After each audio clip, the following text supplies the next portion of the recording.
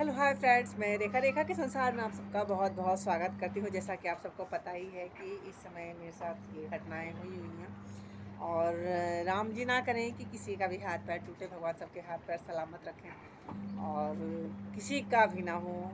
और बहुत तकलीफ़ होती है हाथ पैर से। आप मेरा राइट हैंड है तो ये आप एक काम करते हो तो आप दूसरे पे आश्रित रहते हो खाने के लिए, क्योंकि आप एक हाथ से क्या ही बना लोगे। मैंने कभी नहीं सोचा था और मैं इतना भी चाहती हूँ कि मैं अपने हाथ पैर चलाती रहूँ, मैं कभी किसी पे आश्रित ना हूँ। लेकिन पता नहीं भगवान की क्या माया है कि कभी वो मेरा पैर तोड़ देते हैं कि मैं फिर तो मैंने दूसरे पे आश्रित हो जाती हूँ, कभी मेरा हाथ तोड़ देते हैं। समझ में नहीं आया, लोग सड़क पे गिरते हैं, रोड पे गिरते हैं, एक्सीडेंट वगैरह होता है। मैं घर के अंदर ही चक्कर खा के गिर गई कि मतलब ब्लैक आउट हो गया, आँख के सामने कुछ दिखा नहीं और मैं गिर गई हूँ और जीने लग गया, मुझे होश नहीं। मतलब सोच के भी मेरे को ताज्जुब, मैं अभी सोच रही हूँ कि मैं गिरी कैसे, तो मुझे अभी भी क्लियरिफिकेशन नहीं है कि मैं कैसे गिरी हूँ। बहुत तकलीफ़ होती है। तो भगवान किसी का भी ना टूटे। मैं तो यही सोचती थी कि मेरी मौत भी भगवान जी ऐसी दें कि मैं रात को सोऊं और सवेरे ना उठूं। लेकिन जिसकी कदर प्रभु जी मेरे हाथ पैर तोड़ने पे लगे हुए हैं, तो मुझे तो लगता है बड़े घसीट घसीट के ले जाने वाले हैं मुझे वो ऊपर।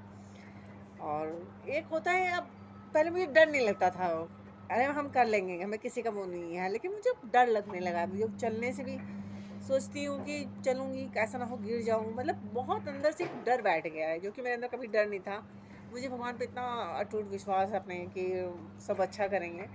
लेकिन जिस कदर से वो मेरे हाथों पैरों के पीछे पड़े हुए हैं ना, मेरा राइट हैंड है। आपको क्या मैं क्या बताऊँ, मैं उल्टे हाथ से खाना खाने में आधा नीचे गिरता आधा खाती हूँ। स्टार्टिंग में तो रोटी भी नहीं तोड़ पाती थी, लेकिन अब तो रोटी तोड़ लेती हूँ और खाती चम्मच से खाती हूँ।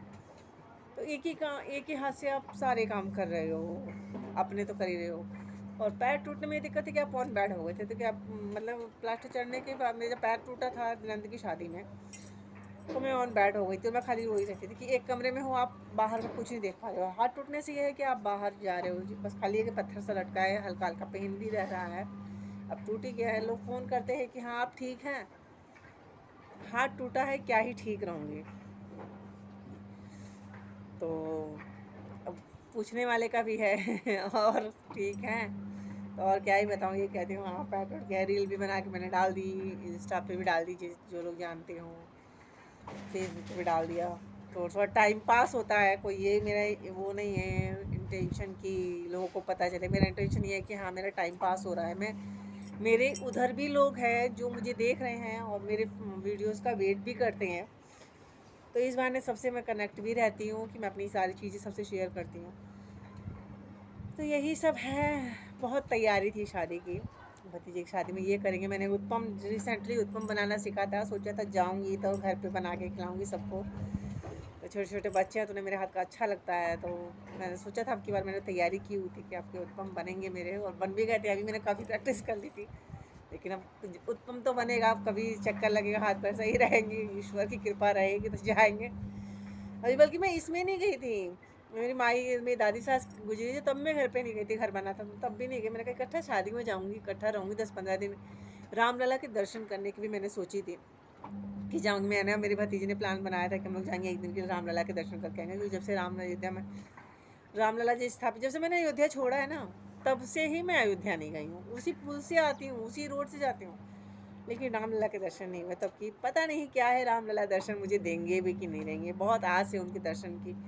सोची थी इसी बहाने सारे काम हो जाएंगे, लेकिन कहते हैं ना, हुई है वही जो राम रचि रखा, जो राम विधाता ने रच के रखा होगा, लिख के रखा होगा, होगा वही। अपने उनके आगे किसकी चलनी है। लेकिन तकलीफ़ ये है कि मुझे तो यही लग रहा है कि सोचा तो मैंने यही था कि भगवान मौत भी मुझे दे तो ऐसी दे कि मैं रात में सोऊं सवेरे ना उठूं। लेकिन जिस प्रकार से वो मेरे हाथों पैरों के पीछे पड़े हुए ना, जो मिलावटी केमिकल लगाया उन्होंने मेरे हड्डियों को जोड़ने में, तो यही लग रहा है कि बड़ा कष्ट मिलने वाला है आगे भी मुझे, और तकलीफ़ होती है। खैर बहुत तकलीफ़ होती है कि आप जिस चीज़ की तैयारी करो फिर आप उसमें ना जा पाओ। जैसे एग्ज़ाम में इंसान फ़ेल हो जाता है, तो वैसे मैं लाइफ में फ़ेल होती नज़र आ रही हूँ। बट मेरा कॉन्फिडेंस लेवल यही यहाँ पर है, ठीक हो जाएगा, सब ठीक हो जाएगा। और रियलिटी है, सब ठीक हो जाएगा, ऐसे थोड़ी रहेगा, प्लास्टर भी कट जाएगा। अब जैसे शादियों के दिन गिन रही थी वैसे प्लास्टर कटने के दिन गिन रही हूँ। आज फ्राइडे है, आज 8 दिन हो गया चोट लगे हुए। अगर उसी दिन रिपोर्ट आ गई होती तो प्लास्टर भी उसी दिन चढ़ गया होता, लेकिन रिपोर्ट नेक्स्ट डे आई है जिस दिन हमें घर निकलना था। और यही सब है। टाइम कितना जल्दी बीतता जा रहा है। अब सोचो जल्दी जल्दी हो, 1 जनवरी को हो, जल्दी मेरा प्लास्टर कटे। और बहुत ज़्यादा वेट कर रही हूँ एकदम बेसब्री से कि जल्दी से प्लास्टर मेरा कट जाए, फिर मैं नॉर्मल लाइफ में आ जाऊँ। तो bye bye, thanks for watching.